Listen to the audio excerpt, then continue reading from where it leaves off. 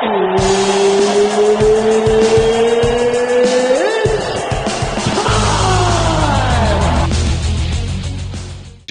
it's my pleasure and honor to introduce Uncle Creepy himself, Ian McCall. Ian, thanks for coming on the show tonight.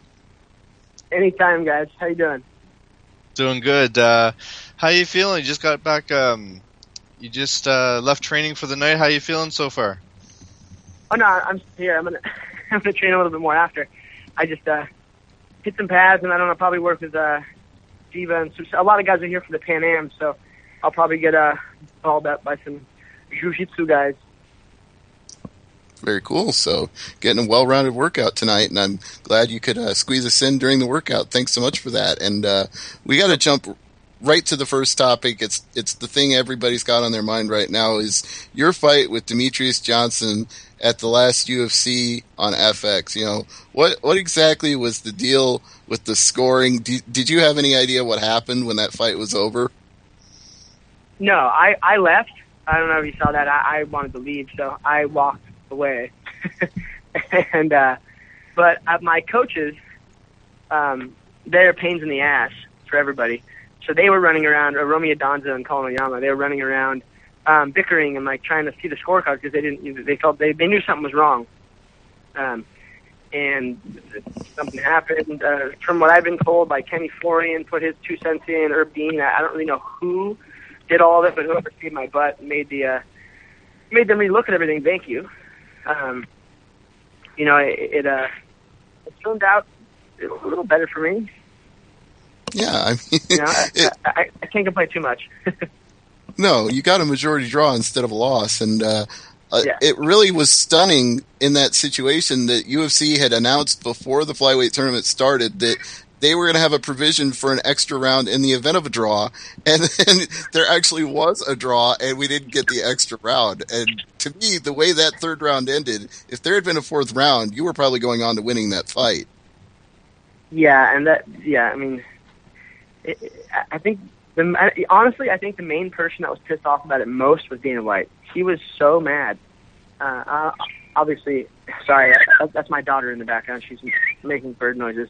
It's all right. But it's a family gym. But you know, it happens. It's just simple human error, and it'll all get fixed on June 8th.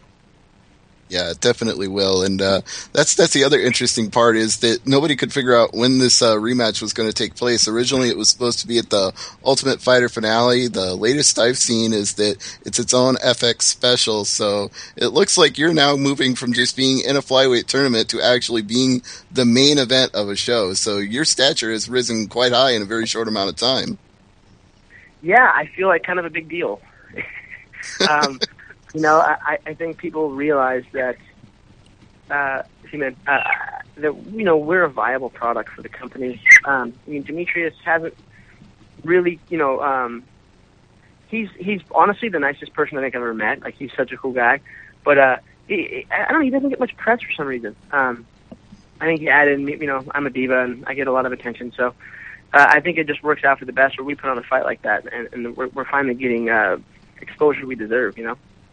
Yeah, and I think you were already kind of a big deal even before you came into the UFC because you were ranked the number one flyweight in the world by pretty much everybody. And I will even go on the record here and tell you that we had a poll before your fight took place, and I was the only one on this podcast who picked you to win because I knew your reputation going in, and I'd seen your interviews on Inside MMA and your fights on Tai Chi Palace, and I just thought there's no way Uncle Creepy is losing to Demetrius Johnson, and I went out on a limb on that. And I'm just saying, I think you were a big deal before you came to UFC. Well, thank you. I tried to make all my real fans proud, and I did an okay job of it. You know, I still get some. I'll be able to, you know, to silence all the critics, you know, in the next fight.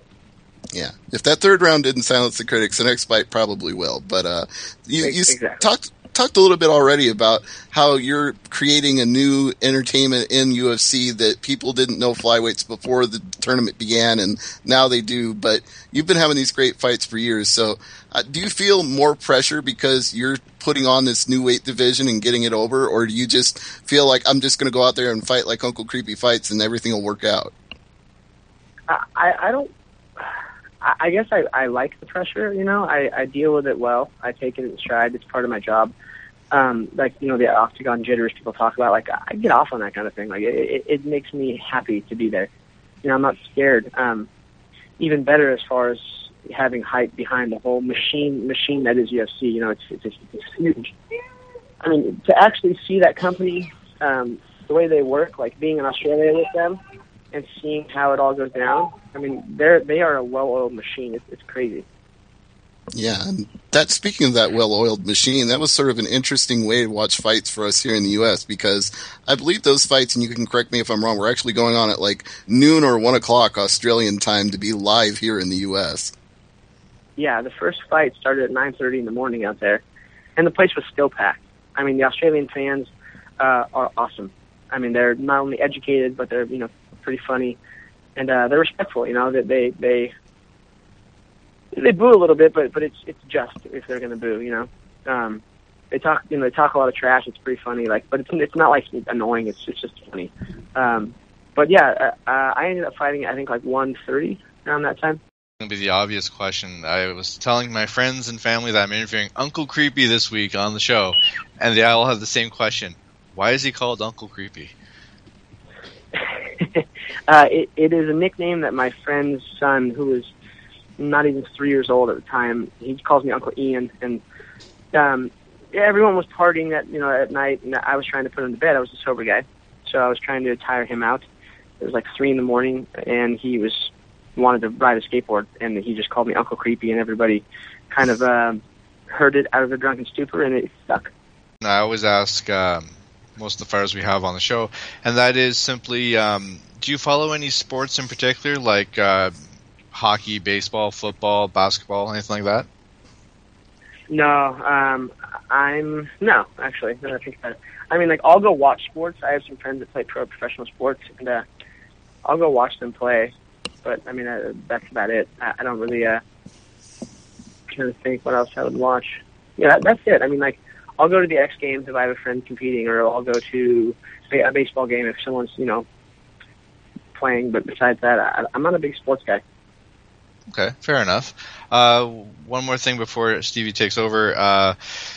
What has been your favorite song to come out to for your entrance music? There's 2 of them. Maylene and the Sons of Disaster. It's Caution, Dangerous Curves Ahead. But I've changed it to Avenged Sevenfold, Nightmare. My friends are the guys in the band, and they wanted me to come out to their song. And I wanted to come out to their song, so we chose that one.